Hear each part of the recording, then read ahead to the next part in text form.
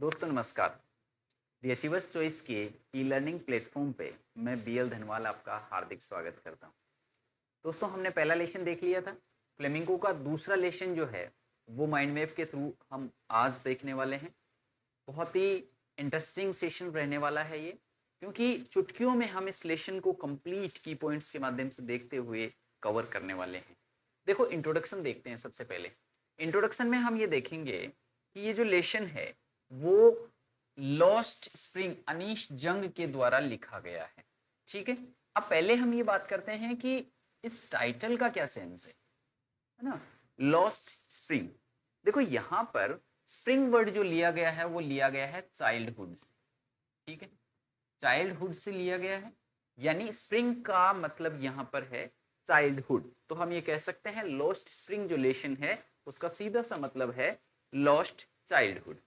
ठीक है, चाइल्डहुड को स्प्रिंग ही क्यों लिया? देखो साल में जितनी सीजन्स होती है उनमें सबसे प्यारी सीजन जो होती है ना वो होती है आपकी स्प्रिंग।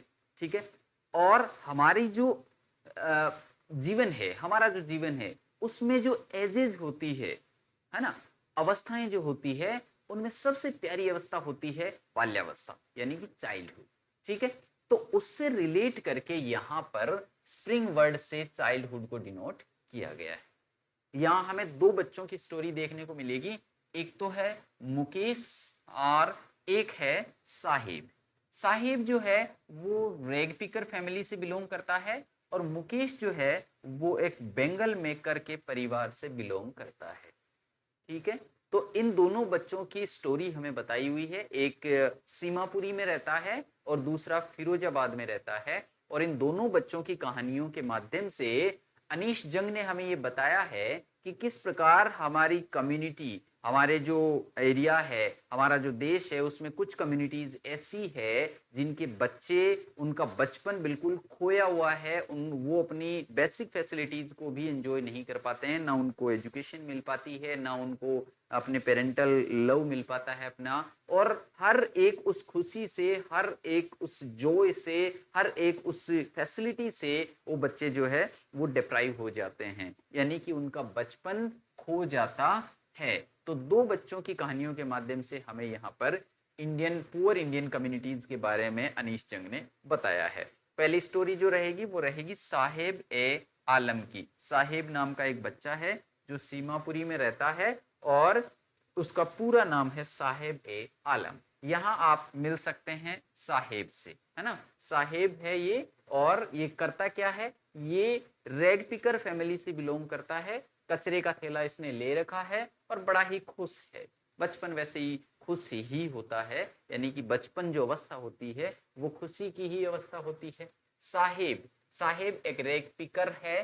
कहां पर रहता है? सीमापुरी में रहता है। एक यंग बॉय है जो कि नैरेटर को मिलता है रोजाना, और ये ढूंढता है इस कचरे में, कचरा चुकता है तो कचरे में गोल्ड ढूंढता है, वैल्यूएबल्स ढूंढता है, कुछ कॉइन्स ढूंढता है, नोट्स ढूंढता है। इन गार्बेज डंप्स में ये बच्चा जो है वो ढूंढता रहता है ना। ये आए कहां से हैं? ढाका से आए थे 1971 में, क्योंकि स्टॉर्म्स ने इनके खेतों को और घरों को बर्बाद कर दिया था। आयरनी ऑफ नेम देखते हैं। देखो इसका नाम वैसे साहेब ए आलम है, जिसका मतलब होता है लॉर्ड ऑफ द यूनिवर्स। साहेब ए आलम, लॉर्ड ऑफ द यूनिवर्स। लेकिन यहां अगर हम ढंग से देखें तो ये बच्चा अपनी ही जिंदगी का मालिक नहीं है, यूनिवर्स का मालिक तो बहुत बड़ी बात है। यानी कि इसको बेसिक यूटिलिटीज, बेसिक फैसिलिटीज ही नहीं मिल पा रही है, और नाम का इसका जो अर्थ है वो है साहिब ए आलम, यानी कि यूनिवर्स का लॉर्ड। साहिब की लाइफ और ड्रीम्स के बारे में अपन देखते हैं। साहिब जो है वो स्कूल जाना चाहता है, लेकिन वहां पर उनके सीमापुरी में कोई स्कूल है नहीं। साहिब और काम कर नहीं सकता क्योंकि वहां पर वर्क फैसिलिटीज वगैरह भी अवेलेबल नहीं है। वो कहता है कि हमारे पास में और कुछ काम है ही नहीं करने को, तो हम करें क्या? अगर हम स्कूल जाना चाहे, वो पूछती है, अनीश जंग कहती है कि क्या स्कूल जाना चाहोगे? तो वो कहता बिल्कुल, क्यों नहीं जाना चाहूंगी, है ना। वो जोकिंगली पूछती है कि क्या तुम स्कूल जाना चाहोगे? यदि मैं स्कूल बनाती हूँ, अगर मैं स्कूल बनाऊं तो क्या तुम स्कूल जाना पसंद करोगे? साहेब बड़े ही इंटरेस्टिंग वे में एग्री करता है, बहुत ही रेडीली एग्री कर जाता है कि हाँ डेफिनेटली क्यों नहीं, मैं जाना चाहूंगा। और उसके बाद में अनीश जंग एक बार उससे वापस भी मिलती है तो वो दौड़ के आता है अनीश जंग के पास में और पूछता है कि आपका स्कूल रेडी हो गया, अब मैं जाऊं स्कूल। और अनीश जंग को जो है वो बहुत ज्यादा पछतावा होता है अपने इस फेक प्रॉमिस के लिए। लेकिन ये कोई नई बात नहीं है, ऐसे फॉल्स प्रोमिसेस, ऐसे फेक प्रोमिसेस जो है वो इनसे पता नहीं कितने होते हैं, ऐसे होते रहते हैं। ये गरीब लोगों से फेक प्रोमिसेस तो होते रहते हैं, कई बार नेता करते हैं, कई बार इनके आस पड़ोस के जो रिच मैन होते हैं वो करते हैं, ऐसे प्रोमिसेस तो इनसे होते रहते हैं। चिल्ड्रन विदाउट फुटवियर, देखो यहाँ पर एक इंस्टांस हमें दिखाया गया है कि अनीश जंग जो है वो इन बच्चों से मिलती है ना, और मिलती है तो इनको मॉर्निंग बर्ड कहती है, मॉर्निंग बर्ड्स कहा गया है इन बच्चों को। मॉर्निंग बर्ड्स क्यों कहा गया है, क्योंकि जिस प्रकार सुबह सुबह पक्षी जो है वो चहचहाते हुए घरों से बाहर निकलते हैं, घोंसलों से बाहर निकलते हैं, उनका कंपैरिजन किया है इन बच्चों से। इसी प्रकार ये बच्चे भी इतनी ज्यादा मतलब अभाव में जीने के बावजूद भी सुबह सुबह जब अपने घरों से निकलते हैं तो वैसे निकलते हैं जैसे कि पक्षी अपने घोंसलों से चहचहाते हुए निकलते हैं। तो इनको मॉर्निंग बर्ड्स कह करके पुकारा है और कहा है कि ये बैरफुट रोम करते हैं, यानी कि इनके पैरों में चप्पल वगैरह पहनी हुई नहीं है। क्यों नहीं पहनी हुई है, इसके बहुत सारे कारण ये बच्चे बताते हैं। कोई कहता है कि माँ ने अलमारी के ऊपर से उतारी नहीं, कोई कहता है हमारी तो ट्रेडिशन है ना, हमारी तो परंपरा है, कोई भी हमारे घर में चप्पल नहीं पहनता, ये हमारी क्या है, परंपरा है। लेकिन अनीश जंग को ये एहसास होता है कि ये जो बच्चे परंपरा जिसको बोल रहे हैं, क्या वो अपनी पॉवर्टी को छिपाने का एक जस्टिफिकेशन नहीं है? क्या वास्तव में वो परंपरा की वजह से चप्पल नहीं पहन रहे हैं या फिर अपनी गरीबी की वजह से?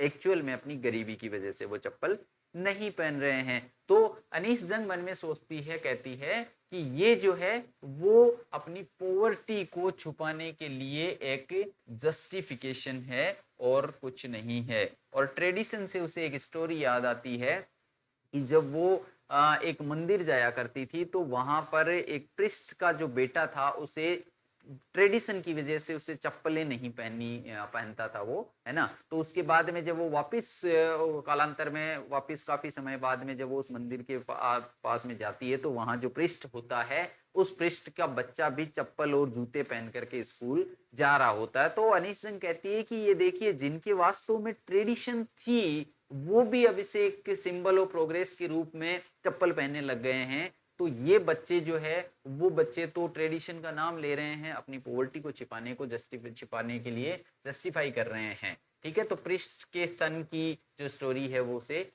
बताती है हमें लेशन में। सीमापुरी और इसके यहाँ रहने वाले लोगों के बारे में थोड़ा सा देखते हैं। देखो, सीमापुरी में जो लोग रहते हैं, है ना, वो सारे के सारे लोग जो है वो क्या करते हैं, रेग पिकिंग करते हैं, कचरा चुगने का काम करते हैं। और यहाँ पर टोटल 10,000 रेग पिकर्स रहते हैं, आंकड़ा याद रखिएगा, 10,000 रेग पिकर्स यहाँ पर रहते हैं। ये जो है वो on the border of Delhi, यानी on the periphery of Delhi, Delhi के बॉर्डर पे है सीमापुरी। लेकिन मेटाफोरिकली हम यदि देखें तो ये दिल्ली से, मॉडर्न दिल्ली से माइल्स दूर है, बहुत मीलों दूर है। क्यों दूर है? क्योंकि मॉडर्न दिल्ली के लोगों को जो सुविधाएं मिल रही है उनमें से कुछ भी सुविधाएं इन लोगों के लिए अवेलेबल नहीं है। लैक ऑफ फैसिलिटीज की वजह से Seemapuri is miles away from Delhi. ठीक है, lack of facilities like education, like health, drainage, sewage, running water etcetera, ये सारी की सारी सुविधाएं जो दिल्ली के लोगों को मिलती है वो सीमापुरी में अवेलेबल नहीं है। इसलिए ये कहा गया है कि सीमापुरी वैसे तो दिल्ली के बॉर्डर पे है लेकिन ये मेटाफोरिकली माइल्स दूर है दिल्ली से, मॉडर्न दिल्ली से मीलों दूर है। ठीक है, आगे देखिए।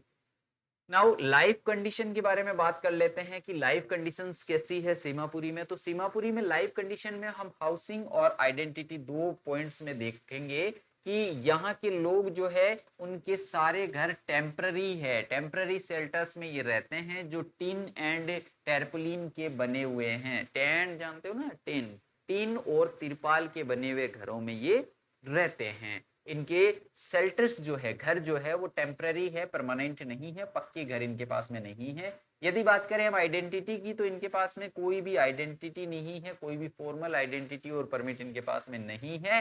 केवल और केवल राशन कार्ड इनके पास में है, जिससे एक तो इनका वोटर लिस्ट में नाम जुड़ जाता है और दूसरा इनसे इनको जो गवर्नमेंट के द्वारा जो फूड दिया जाता है, अनाज वगैरह जो दिया जाता है, उसको ये ले पाते हैं।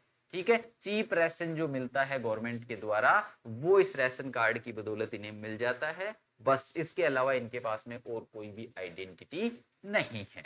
माइग्रेशन देखिए, हमने अभी देखा 1971 में ढाका से ये लोग आए हैं। ढाका बांग्लादेश की कैपिटल है, तो ढाका में इन लोगों के घर थे, इन लोगों के खेत वगैरह थे। उस टाइम स्टॉर्म्स की वजह से वो खेत और घर बर्बाद हो गए और ये लोग जो है वो आकर के रह गए। तो यहाँ एक हमें क्वेश्चन पूछा जाता है कि what are the common some reasons, what are the some reasons जिसकी वजह से लोग जो है वो मूव करते हैं सिटीज की तरफ, है ना। तो what are these reasons which make people migrate from villages to cities.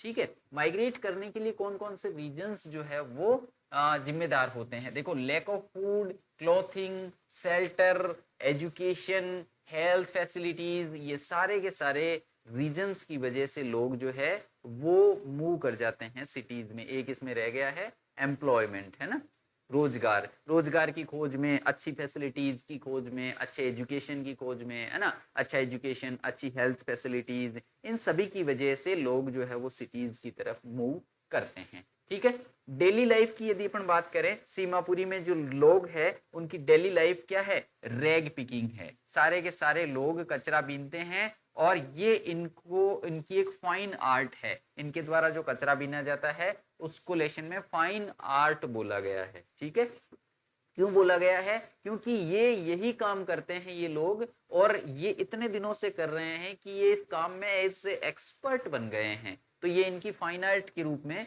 हो गया है, फाइन आर्ट के रूप में हमें बताया गया है। देखिए, कचरा चुगने के अलावा इनके पास में और कोई काम है नहीं, तो this is their way of survival. इसी की वजह से वो सर्वाइव कर पाते हैं। ठीक है, देसी गार्बेज इज गोल्ड। जो अडल्ट्स है सीमापुरी में, वो गार्बेज को गोल्ड के रूप में देखते हैं। Garbage is their way of survival, उनके सर्वाइवल का वे बना हुआ है garbage, as and as means of survival, मतलब कि garbage is their means of survival. ठीक है, पहली बात हो गई। अडल्ट्स के लिए गार्बेज क्या है, गोल्ड है, वे ऑफ सर्वाइवल है, मीन्स ऑफ सर्वाइवल है। And for children it is a thing wrapped in wonder. For children it is a thing wrapped in wonder. क्यों, क्योंकि कचरे में उनको कभी 1 रुपए का सिक्का मिल जाता है, कभी कुछ गोल्ड मिल जाता है, कभी कुछ 10 रुपए का नोट मिल जाता है, कभी कुछ और वैल्यूएबल मिल जाती है। तो इसकी वजह से बच्चों में ये जो कचरा है वो थिंग ऑफ क्यूरियोसिटी है। वो इसको एक ऐसी चीज के रूप में देखते हैं जो कि आश्चर्य से भरी हुई है। तो हमें यहाँ पर क्वेश्चन पूछा जा सकता है कि गार्बेज का मीनिंग अडल्ट्स के लिए और बच्चों के लिए अलग अलग कैसे है, यह आपको ध्यान रखना है। उसके बाद में साहेब के एम्बिशंस हमें बताए गए हैं लेसन में कि एक बार अनीश जंग देखती है कि साहेब जो है वो एक टेनिस के कोर्ट के बाहर, फेंस लगी हुई है, उस फेंस के बाहर खड़ा होकर के टेनिस खेलते हुए बच्चों को देख रहा है। ठीक है, तो अनीश जंग वहां आती है, उसे पूछती है कि क्या तुम्हें ये गेम पसंद है। वो कहता है हाँ बिल्कुल बहुत पसंद है मुझे, और जब ये मैदान खाली होता है तो मैं इसके अंदर भी जाता हूँ और गार्ड जो है वो मुझे यहाँ झूले झूलने देता है। ये अनीश जंग को बताता है साहेब, और अनीश जंग की अचानक से नजर पड़ती है कि साहेब ने टेनिस वाले जूते भी पहन रखे हैं। उनमें से एक जूते में होल हो रखा है, अंगूठा बाहर निकल रहा है और होल हो रखा है, एक छेद हो रखा है। शायद किसी प्लेयर ने वो अंगूठा बाहर निकलने की वजह से, होल होने की वजह से उन जूतों को डिस्कार्ड कर दिया था और साहेब को वो जूते मिल गए और साहेब उनसे पहन करके बड़ा खुश है और बहुत ही लकी अपने आप को मान रहा है कि मेरे पास में टेनिस के शूज है। तो ये देख करके हमें पता चलता है कि साहेब का एम्बिशन कितना है टेनिस के प्रति। ठीक है, साहेब जॉब एट टी स्टॉल। उसके कुछ दिनों बाद में अनीश जंग देखती है कि साहेब जो है वो एक टी स्टॉल पे जॉब करने लग गया है ना। वहां पर उसे 800 रुपए पर मंथ दिया जाता है और जितना भी खाना है 2-3 टाइम दिन में जो खाना होता है वो खाना साहेब को दिया जाता है। तो ये पूछ सकते हैं हमें कि साहेब को उस टी स्टॉल पे क्या दिया जाता था, तो 800 रुपए पर मंथ और खाना दिया जाता था। ठीक है, ये जॉब का डिस्क्रिप्शन हो गया।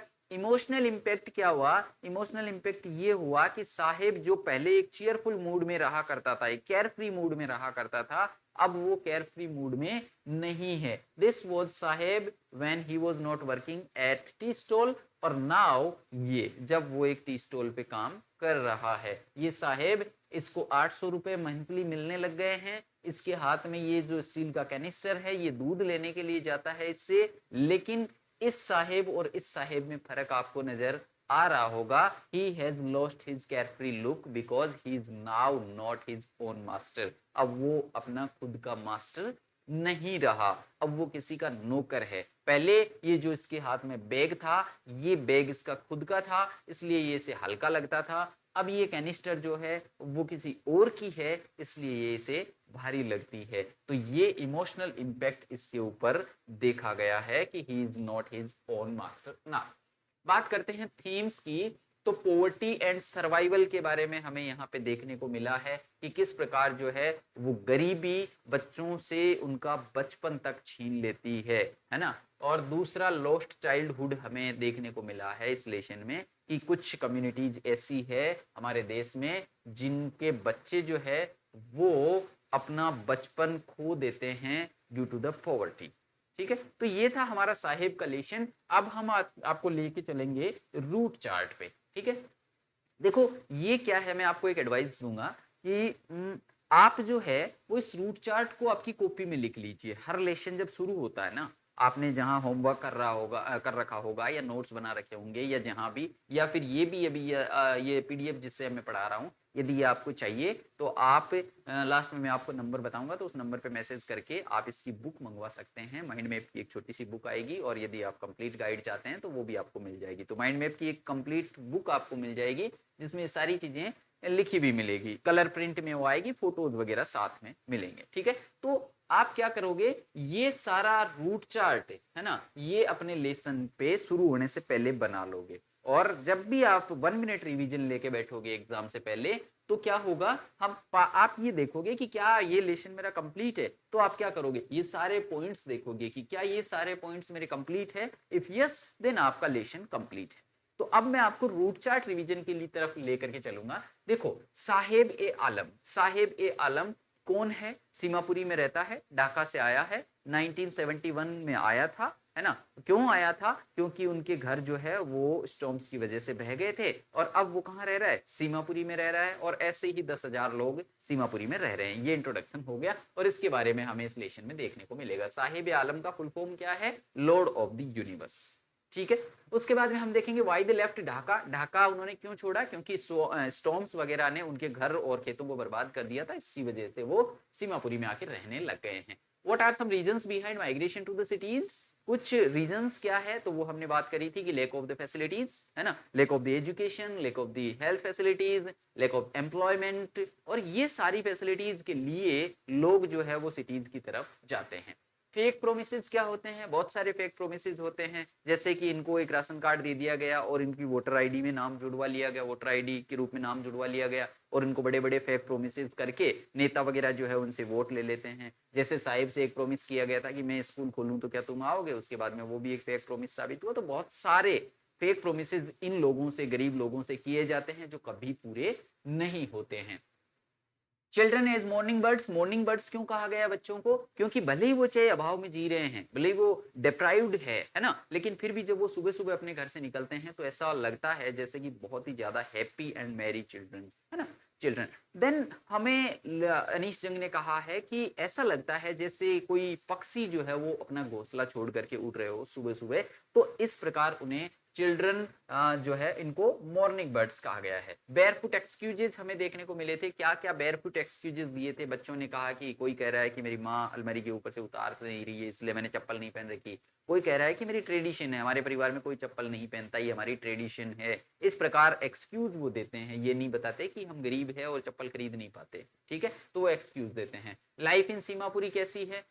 बिल्कुल एकदम कच्चे घर है, किसी का भी पक्का मकान नहीं है, टेम्पररी शेल्टर्स है, टीन एंड टेरापोलिन के बने हुए हैं, कोई भी उनकी आइडेंटिटी नहीं है, एक केवल आइडेंटिटी के रूप में उनके पास में राशन कार्ड है। ये लाइफ इन सीमापुरी हमने देखी थी, तो इससे क्वेश्चन आपको पूछा जा सकता है। Different meaning of garbage for adults, this is the means of survival, this is gold, है ना, अडल्ट्स के लिए गोल्ड मीन्स ऑफ सर्वाइवल है, और बच्चों के लिए the garbage is a thing wrapped in wonder. तो ये आपको ध्यान रखना है, different meanings of garbage for adults and children.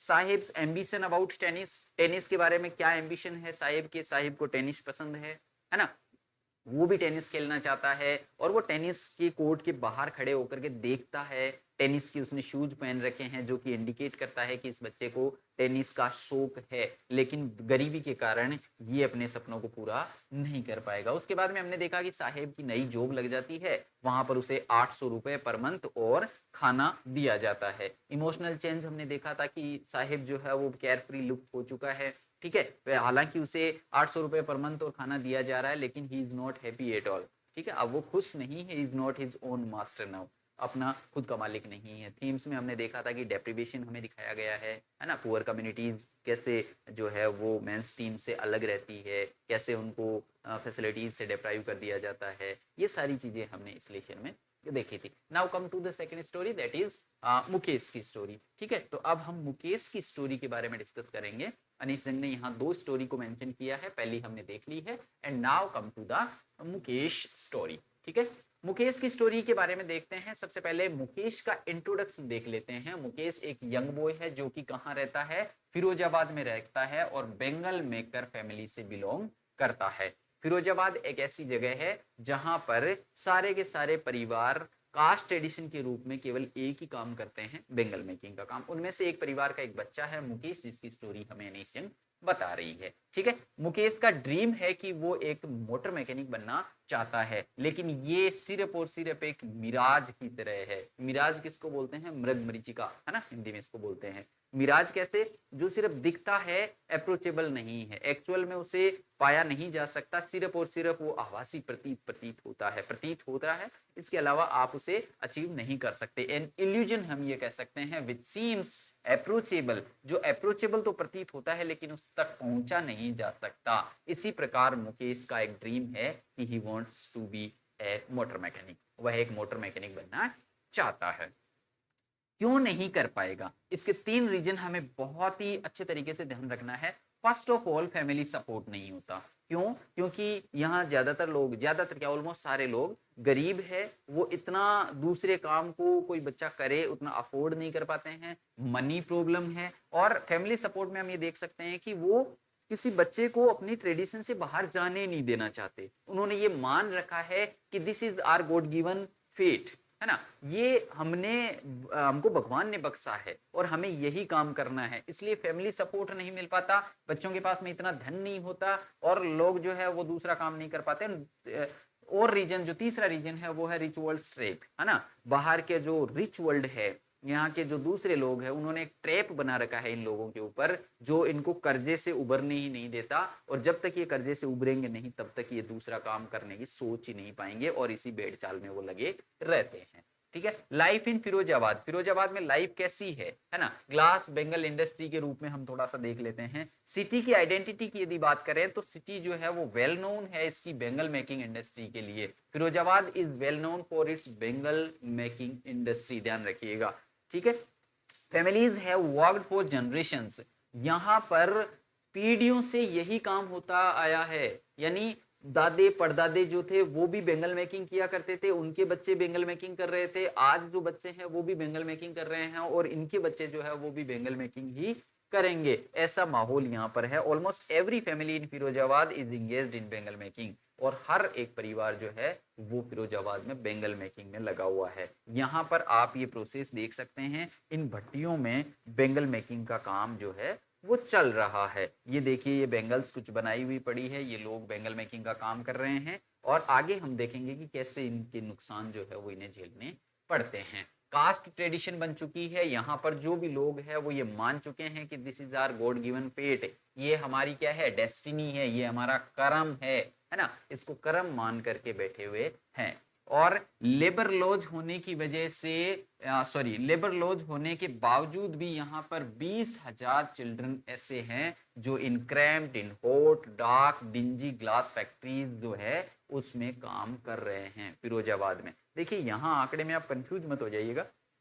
10,000 लोग जो है वो सीमापुरी में रह रहे हैं जो रैग पिकर हैं। 20,000 बच्चे जो है वो फिरोजाबाद में बेंगल मेकिंग इंडस्ट्री में लगे हुए हैं। Despite the child labour laws बने हुए हैं, सब बना हुआ है, लेकिन फिर भी जो बच्चे हैं वो यहाँ पर इन हालात में काम करने के लिए मजबूर है। They are unknown to the dangers and low, ना तो उन्हें ये पता है कि इनके क्या खतरे हैं और ना उन्हें इस नियम कायदों के बारे में पता है। उन्हें सिर्फ इतना पता है कि हमें बेंगल मेकिंग करनी है। हेल्थ हजार्ड्स क्या है, they work in high temperature में वो काम करते हैं और पुअर लाइटिंग में काम करते हैं। देखो पुअर लाइटिंग कैसे, ये जो फर्नेसेज है, ये वाली फर्नेसेज जो है उसमें तो लाइटिंग है बहुत ज्यादा, है ना, क्योंकि यहाँ तो लाइट हो रही है बहुत ज्यादा फ्लेम्स की वजह से, और बाकी जो सराउंडिंग है वो है अंधेरे में। तो बच्चा जब इधर देखता है तो बिल्कुल अंधेरा, और इधर देखता है तो एकदम से लाइट, बहुत ज्यादा लाइट, तो इसकी वजह से ये वो चसबुच की वजह से इनकी आंखें जो है वो खराब हो जाती है। दूसरा, ये जब इस ग्लास को पॉलिश करते हैं तो उस ग्लास की डस्ट की वजह से इनके जो फेफड़े हैं वो डस्ट जो है वो इनहेल हो जाती है, इनहेल होने के कारण इनके फेफड़े जो है वो खराब हो जाते हैं। तो यहां पर हम देखेंगे आई डैमेज एंड लंग्स प्रॉब्लम। ठीक है, तो आई डैमेज हो जाता है इन बच्चों के, आंखें खराब हो जाती है और लंग्स में इनके प्रॉब्लम हो जाती है। Mukesh hop in writer, Mukesh जो है उसे ऐसा लगता है कि ये जो राइटर है अनीश जंग जब इससे मिलती है, बात करती है, तो मुकेश को ऐसा लग रहा है कि राइटर शायद मेरी फैमिली को कुछ समझा सकते हैं, इसलिए वो अपने घर लेकर के जाते हैं अनीश जंग को कि आप मेरे घर चलिए, मैं आपको फैमिली मेंबर से मिलवाऊंगा। और इसे ऐसा लग रहा है कि शायद वो मेरी फैमिली को कुछ समझा देंगी तो मैं जो है वो मोटर मैकेनिक के लिए कुछ काम कर पाऊंगा। मुकेश की फैमिली और होम एनवायरनमेंट के बारे में हम देख लेते हैं। लिविंग कंडीशन क्या है ये ध्यान रखिएगा। Mukesh lives in a small half built house with crumbling walls and wobbly doors. Crumbling walls का मतलब जर्जर दीवारें, वूबली डोर्स का मतलब एकदम हिलता डुलते दरवाजे, यानी कि जिनको यही नहीं पता होता कि इनको खोलना है कि पटकना है ना। तो ऐसे दरवाजे और ऐसी जर्जर दीवारों का घर बना हुआ है, हाफ बिल्ट है, वो भी पूरा बना हुआ नहीं है। ऐसे मकान में मुकेश रह रहा है।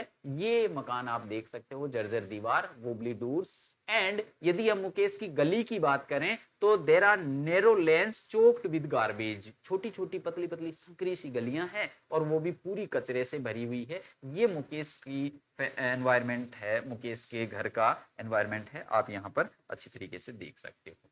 ठीक है, देन ये है मुकेश की भाभी जो स्पिनिच लीव्स को पका रही है और यहाँ पर 2 प्लेटें पड़ी है, उसमें दूसरी सब्जियां काटी हुई पड़ी है, ये एमेलेशन में बताया हुआ है। तो वो जब घर जाती है तो देखती है कि मुकेश की भाभी जो है सिस्टर इन लॉ वो कुक कर रही है मील को अपनी पूरी परिवार के लिए। ये भी एक लड़की है जिसकी शादी हो गई है और अब वो बहू बन गई है, कम छोटी उम्र में ही है वो बहू बन गई है। और बहू का एक संस्कार है इनकी फैमिली में, जैसे कि जनरली अपने परिवारों में भी होता ही है कि जब बड़े बुजुर्ग घर में अंदर आते हैं तो इनको बहुओं को वेल करना पड़ता है, वैसे ही यहाँ इनके ट्रेडिशन में ही है। ठीक है, the families work and believes, work और बिलीव के बारे में हम देखते हैं। काम तो सिंपल सी बात है, बेंगल मेकिंग का ही हो रहा है, सारे के सारे परिवार जो है वो बेंगल मेकिंग का ही काम कर रहे हैं। बिलीव क्या है, इन्होंने अपना जो ये वर्क है उसको मान लिया है अपना god given fate. Father has worked long but has not been able to provide education for his sons. हालांकि मुकेश के फादर ने बहुत लंबे समय से काम किया है ना, लेकिन फिर भी वो इतना नहीं कमा पाए कि अपने बच्चों को एजुकेशन दे पाए या अपने लिए कोई अच्छा मकान जो है वो बना पाए, लिविंग कंडीशंस को सुधार पाए, इतना नहीं कर पाए हैं। ग्रैंड मदर की बात करी गई है कि ग्रैंड मदर जो है वो कहती है कि bangle making is their god given fate, है ना, गॉड गिवन लीनियज, कर्म है उनका। ग्रैंड मदर मुकेश की दादी कह रही है कि देखो जी हमारे तो भगवान का दिया हुआ यही है, भगवान ने हमें इसीलिए भेजा है, इसीलिए बनाया है और हमें तो यही काम करना है। साथ ही एक बच्ची की बात करी गई, एक लड़की की बात करी गई है, जो छोटी सी लड़की है वो सोल्डर कर रही है पीछे जो ग्लासेस को, चूड़ियां बनाने के पीछे जो ग्लासेस को सोल्डर कर रही है, जैसे कि कोई मशीन काम कर रही हो, है ना। लेकिन यहाँ बताया गया है कि उसे ये नहीं पता कि ये जो चूड़ियां बना रही है उसका एक्चुअल में मीनिंग क्या है, what is the sanctity of these bangles, है ना। ये सुहाग का प्रतीक होती है, वो उस लड़की को पता नहीं है, वो तो बस चूड़ियां बना रही है। इकोनॉमिक एंड सोशल ट्रैप्स हमें बताया गया है कि किस प्रकार जो है वो एक बाहरी ट्रैप फिरोजाबाद के लोगों को जकड़े हुए रहता है। देखो, cycle of poverty, middleman exploit the workers keeping them trapped in cycle of poverty. जो मिडिलमैन है, साहूकार वगैरह जो होते हैं, मनी लेंडर्स जो होते हैं, उन्होंने इनको पैसे दे करके या एक बहुत बड़ा ब्याज लगा करके कैसे भी इन लोगों को एक ट्रेप में फंसा रखा है और इनको कभी भी बाहर निकलने नहीं देता। और यदि ये कभी बाहर निकलने की कोशिश करते हैं, यदि ये कोशिश करते हैं कि कुछ कोऑपरेटिव्स वगैरह बना लें, तो due to the fear of police and officials they can not form a cooperative to improve their lives. Police के डर से वो एक कोऑपरेटिव भी फॉर्म नहीं कर सकते। फैमिली का सपोर्ट नहीं है, their family doesn't have enough money to support the new generation. नई जनरेशन को सपोर्ट करने के लिए ना तो उनके पास में पैसे है और ना इतना साहस है कि वो बेंगल मेकिंग को छोड़ करके दूसरा कोई काम जो है वो अपने बच्चों को करवाएं। उसके बाद में हमें बताया गया है कि फिरोजाबाद में दो वर्ल्ड है, workers world and world of rich people. Workers world जो कास्ट बेस्ड रेस्ट्रिक्शंस के कारण इस कास्ट बेस्ड ऑक्यूपेशन में फंसा हुआ है, इस ट्रेप में फंसा हुआ है, गरीबी झेल रहा है। और दूसरा वो जिसमें आते हैं मिडिलमैन, साहूकार यानी money lenders, police, bureaucrats, politicians, keepers of law, जो कि कंट्रोल करते हैं और इनको फोर्स करते हैं, इनको कंट्रोल करते हैं और इनको फोर्स करते हैं गरीब बने रहने के लिए। मिडिलमैन हो गए, साहूकार हो गए, पुलिस हो गया, हो गई पॉलिटिशियंस हो गए, है ना, ब्यूरोक्रेट्स हो गए। ये सारे के सारे लोग जो है ये सेकंड वर्ल्ड के हैं, जो फर्स्ट वर्ल्ड के ऊपर राज करते हैं और इनको ट्रेप करके रखते हैं, इनको गरीब बनाए रखते हैं। Change over time, little has moved with the time it seems in Firozabad. देखिए, ये एक स्टेटमेंट का क्वेश्चन बनता है कि little has moved with the time in Firozabad. इसका सेंस क्या है? इसका सेंस ये है कि देखो, पुरानी जनरेशंस के जो लोग थे वो भी यही काम किया करते थे, उसके उनके बेटे पोते जो है वो भी यही काम कर रहे हैं और इनकी आगे वाली जनरेशन जो वो भी यही काम कर रही है। यानी कि बहुत पुराने समय से फिरोजाबाद में कुछ चेंज नहीं हुआ है। ऐसे ही लोग पहले भी गरीब थे, अब भी गरीब है। पहले भी लोग बेंगल मेकिंग करते थे, अब भी बेंगल मेकिंग कर रहे हैं। ये दोनों वर्ल्ड्स की फोटो आपके लिए है। ये फर्स्ट वर्ल्ड जिसमें जो लोग हैं वो बेंगल मेकिंग का काम कर रहे हैं, सेकंड वर्ल्ड जिसमें पुलिस, ब्यूरोक्रेट्स, मनी लॉन्डर्स, मिडिलमैन वगैरह जो है वो सारे हैं। और ये इनकी ये चेन्स जो है वो सिंबलाइज कर रही है कि ये चेन्स इनके ऊपर इन्होंने डाल रखी है। ठीक है, ये देखिए। ओके, आगे चलते हैं। मुकेश की determination and contrast with his family. Mukesh क्या डिटरमाइन कर रहा है? मुकेश ने डिटरमाइन किया हुआ है कि वो एक मोटर मैकेनिक बनेगा। Unlike his family, Mukesh has a desire to break and be free from their family tradition, है ना। अपने फैमिली ट्रेडिशन से फ्री होने के लिए उसने डिटरमाइन किया हुआ है। Is determine to work as a motor mechanic, वो मोटर मैकेनिक बनना चाहता है। And if he has to walk far to learn, यदि इसे बाहर दूर कहीं पे जाना पड़े तो भी वो जाएगा। मुकेश ऐसा सोच के बैठा हुआ है कि मैं जाऊंगा लेकिन मैं सीखूंगा। Writer says it is a mirage, और इस सपने को राइटर जो है वो मिराज कहती है। Both seems easy approachable but aren't, हालांकि दोनों ही, मुकेश का सपना और मिराज दोनों ही ऐसा लगता है जैसे बहुत जल्दी आने वाला है, ये दिख रहा है, ये दिख रहा है, लेकिन वास्तव में उसका कोई अस्तित्व नहीं होता है। Others have killed their initiatives and abilities to dream, है ना। और दूसरे लोगों ने तो अपनी उन ड्रीम्स और एबिलिटीज को ही मार दिया है। दूसरे लोग तो सपना ही नहीं देखते, मुकेश तो कम से कम सपना तो देख रहा है। लिमिटेड ड्रीम्स, अब देखो मुकेश जब कह रहा है कि मैं एक मोटर मैकेनिक बनूंगा तो अनीस जंग कहती है कि क्या तुम एक एरोप्लेन उड़ाना चाहोगे, है ना। तो वो कहता है नहीं नहीं, मुझे एरोप्लेन उड़ाने का कोई शौक नहीं है, मैं सिर्फ एक मोटर मैकेनिक बनना चाहता हूँ, मैं गाड़ी चलाना सीखना चाहता हूँ। मुकेश रियलिस्टिक है। when asked if he dreams of flying a plane, he admits that his dreams are limited, यानी वो रियलिस्टिक है, उसके ड्रीम्स लिमिटेड है, हवाई बातें नहीं करता है। और यहाँ पर एक स्टेटमेंट का और बहुत अच्छा क्वेश्चन आया है कि few airplanes fly over Firozabad, Firozabad के ऊपर से फ्यू एयरप्लेन्स गुजरती है। फ्यू मतलब न के बराबर। यहाँ इसका फिजिकली अपन न लेकर के इसका मेटाफोरिकली अर्थ जो है वो लेंगे, क्योंकि ये लिखा ही इसी सेंस में गया है। Few aeroplanes fly over Firozabad मतलब कि फिरोजाबाद के लोगों को प्लेन्स के सपने ही नहीं आते, है ना। ये उस रिच वर्ल्ड से इतना ज्यादा दूर है कि यहाँ से कोई एरोप्लेन नहीं जाती, और यहाँ के लोगों को एयरप्लेन के बारे में पता ही नहीं है, ना वो कभी इसके बारे में सोचते हैं, क्योंकि ये उनकी बियॉन्ड द इमेजिनेशन है। ये एयरप्लेन वगैरह जो है वो उनकी इमेजिनेशन में ही नहीं है। ये इतने ज्यादा गरीब है कि इसको अफोर्ड ही नहीं कर पाते। होप इन चैलेंज, मुकेश की जो ये डिटर्मिनेशन है, ये इच्छा जो है वो हमें दिखाती है, एक होप दिखाती है amidst the gloomy environment of Firozabad. Firozabad के इस ग्लूमी एनवायरनमेंट में मुकेश की ये इच्छा हमें एक होप दिखाती है। चलिए तो अब देखते हैं कुछ थीम्स जो हमें इस लेसन में देखने को मिली है। देखिए, सबसे पहले पॉवर्टी एंड एक्सप्लॉयटेशन। आपने अच्छी तरीके से देखा कि किस प्रकार पॉवर्टी की वजह से जो है वो बच्चे डिप्राइव हो जाते हैं अपनी बेसिक फैसिलिटीज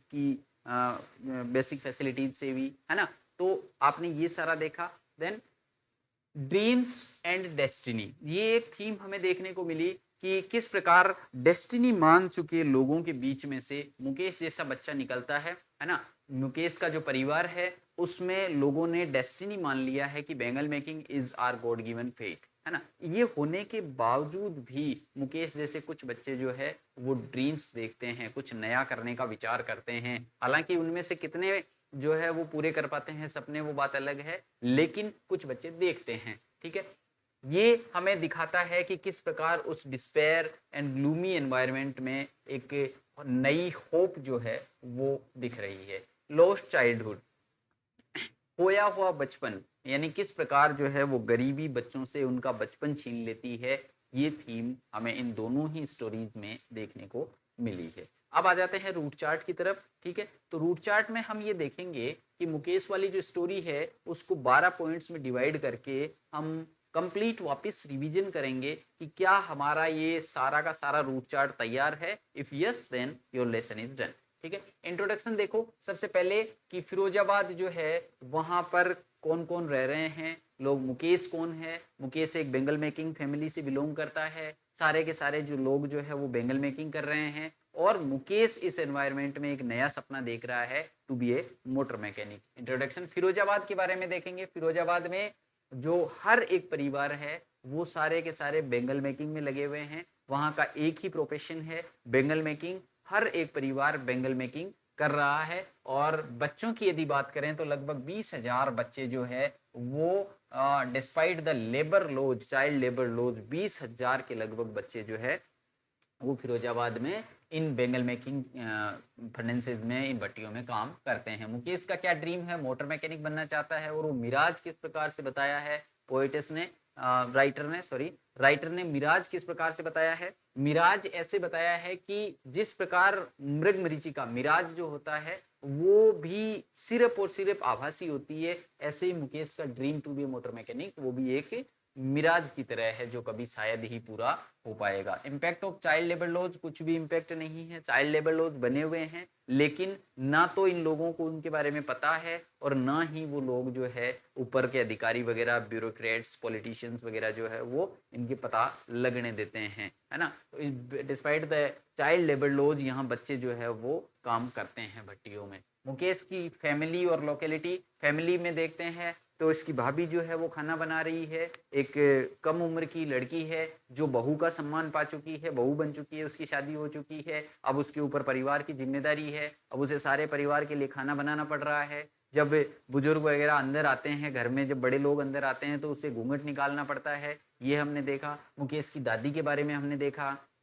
मुकेश की दादी, हालांकि मुकेश के दादाजी जो है वो यही काम करते करते अंधे हो गए हैं, लेकिन मुकेश की दादी ये मान के बैठी हुई है कि this is our god given fate, हमने, भगवान ने हमें इसीलिए बनाया है, भगवान ने हमारे लिए इसी काम को बनाया है, ये मान चुकी है मुकेश की दादी। सविता की बात करी थी। सविता एक लड़की है जो कि she soldering the pieces of glass, है ना। वो ग्लास पीसी जो ग्लास को जोड़ रही है मैकेनिकली, ऐसा लग रहा है जैसे मशीन कोई काम कर रही हो, लेकिन उसे she doesn't know the sanctity of these bangles, है ना, वो इनकी पवित्रता के बारे में नहीं जानती है। क्या ये प्रतीक है, किस चीज का ये प्रतीक है बेंगल्स, सुहाग के बारे में वो कुछ नहीं जानती है। मुकेश की लोकेलिटी की यदि बात करें तो मुकेश का घर जो है वो हाफ बिल्ट हाउस है ना, वो ऐसी जगह पे है, छोटे छोटे मतलब narrow lens choked with garbage, ये हमने देखा था, है ना। उनकी जो गलियां है वो एकदम संकरी है, गार्बेज से चॉक्ड है, भरी हुई है, क्रैम्प्ड वॉल, वुबली डोर्स, है ना, ये सारी चीजें, मतलब कि जर्जर दीवारें हैं, उनका घर जो है वुबली डोर्स है, एकदम डगमग करने वाला दरवाजे हैं। हजार्ड्स ऑफ बेंगल मेकिंग देखते हैं तो इनमें हमने दो मुख्य रूप से देखे थे कि बच्चों की आंखें खराब हो जाती है ना, पुअर लाइटिंग की वजह से आंखें खराब हो जाती है, और दूसरा हमने देखा था कि पाउडर ऑफ जो ग्लास है उसकी वजह से इनके लंग्स खराब हो जाते हैं। बैरियर्स फॉर यूथ, ये यूथ जो है, यहाँ जो यूथ है वो सिर्फ और सिर्फ बेंगल मेकिंग के अलावा कुछ सोच नहीं सकता, कुछ कर नहीं सकते, क्योंकि कोऑपरेटिव्स वगैरह यदि ये बनाएंगे तो इन्हें जो है वो पुलिस का डर लगा रहता है। ये पहली बात तो इन्हें परिवार ही, इनकी फैमिली जो है वही परमिशन नहीं देती ये कुछ दूसरा सोचे या दूसरा करे। दूसरा, यदि वो करना चाहे तो पुलिस वगैरह का जो डर है वो इन्हें नहीं करने देता। लेक ऑफ मनी की वजह से भी ये नहीं कर पाते हैं, है ना, लेक ऑफ मनी की वजह से ये दूसरा काम कर ही नहीं पाते हैं। टू वर्ल्ड्स ऑफ फिरोजाबाद, ये हमने देखा था कि एक वर्ल्ड जो है वो इन पुअर बेंगल मेकर्स का है, और दूसरा जो है उसमें आते हैं मनी लेंडर्स, साहूकार, है ना, मिडिलमैन, पॉलिटिशियंस, ब्यूरोक्रेट्स, पुलिस, ये सारे आते हैं जो इनके ऊपर चेन्स, फर्स्ट वर्ल्ड के ऊपर चेन्स लगाए रखते हैं और इनको गरीब रहने के लिए मजबूर करते हैं। ये इन्हें इनकी गरीबी से बाहर निकलने नहीं देते हैं। स्टेटमेंट बेस्ड क्वेश्चंस में हमने देखा little has moved with time in Firozabad, Firozabad में टाइम के साथ में बहुत न के बराबर बदलाव हुआ है, यानी कि जनरेशन से एक ही काम होता आया है, जनरेशन से लोग यही काम करते आए हैं बेंगल मेकिंग का, और पहले भी लोग गरीब थे, आज भी लोग गरीब है, कोई बदलाव यहाँ पर नहीं हुआ है। दूसरा स्टेटमेंट बेस्ट क्वेश्चन जो निकलता है वो निकलता है few airplanes fly over Firozabad, यानी कि फिरोजाबाद के ऊपर से बहुत कम एयरप्लेन गुजरती है। That simply means metaphorically, this means metaphorically means that यहाँ के जो लोग हैं उनकी इमेजिनेशन में ही एयरप्लेन्स नहीं है, यहाँ एयरप्लेन्स का कोई काम नहीं है, ना तो वो ऐसे कभी सपने भी नहीं देखते हैं, क्योंकि ये उनकी वर्ल्ड से बहुत दूर की चीज है। ना तो वो इतने अमीर है कि वो एयरप्लेन्स को अफोर्ड कर पाए, और ना वो कभी सोचते हैं, तो इन लोगों की पहुंच से ये बहुत दूर है। तो दोस्तों ये था आपका लेसन, आई होप आपको पसंद आया होगा एंड अच्छे तरीके से आपका रिवीजन हो गया होगा। बहुत जल्द आपके एग्जाम्स हैं, तो all the best for your examination. यदि आपको एक कंप्लीट बुक चाहिए तो आप इस नंबर पे आप हमें व्हाट्सअप कर सकते हैं, आपकी जो बुक है वो आपके घर पे पहुंचा दी जाएगी, ठीक है जी। और यदि आपको एप्लीकेशन डाउनलोड करना है, इसका कंप्लीट कोर्स चाहिए, 12th का कंप्लीट कोर्स भी जो है वो एप्लीकेशन पर अवेलेबल है, तो आप दी अचीवर्स चॉइस का एप्लीकेशन डाउनलोड कर सकते हैं, ठीक है। आप इस एप्लीकेशन को, ये लोगो आपको दिखाई देगा ब्लू कलर के बैकग्राउंड में, तो वहाँ से आप इस एप्लीकेशन को डाउनलोड कर सकते हैं। वहाँ आपको कंप्लीट कोर्स भी मिल जाएगा, बुक भी वहाँ से ऑर्डर कर सकते हैं। साथ ही साथ यदि आपको हिंदी से इंग्लिश बनाना नहीं आता तो आपको ट्रांसलेशन का कोर्स भी वहाँ मिल जाएगा। यदि आपकी हैंड राइटिंग खराब है तो आपको हैंड राइटिंग का कोर्स भी वहाँ मिल जाएगा। यदि आप कंप्लीट एक कॉम्पिटिटिव एग्ज़ाम के लिए इंग्लिश सीखना चाहते हैं, जैसे कि बीएसटीसी हो गया, बीएड हो गया, प्री बीएसटीसी, बीएड, डीएलएड हो गया वगैरह, ये और क्या बोलते हैं इसको, पीटीटी हो गया, तो इनके लिए भी आपको वहाँ पर एप्लीकेशन पर कोर्स मिल जाएगा, सब कुछ मिल जाएगा। आप तो just click in your mobile and download the application, log in to the application, and वहाँ पर आपको पेड कोर्स की कैटेगरी में ये सारी चीज़ें मिल जाएगी, ठीक है। इनकी पीडीएफ वगैरह भी वहाँ सब अवेलेबल है, तो आप देख लीजिएगा यदि आपको ये चाहिए। नहीं तो कोई दिक्कत नहीं है, आप कॉपी में माइंड मैप को, और इसको माइंड मैप तो नहीं हो पाएगा, इसको आप नोट कर लीजिए और रूट चार्ट के माध्यम से जो अपनी स्टडी को तैयार रखिए, और do your best. All the best again for your examination. मिलते हैं अगले लेशन में, तब तक के लिए टेक केयर, बाय बाय।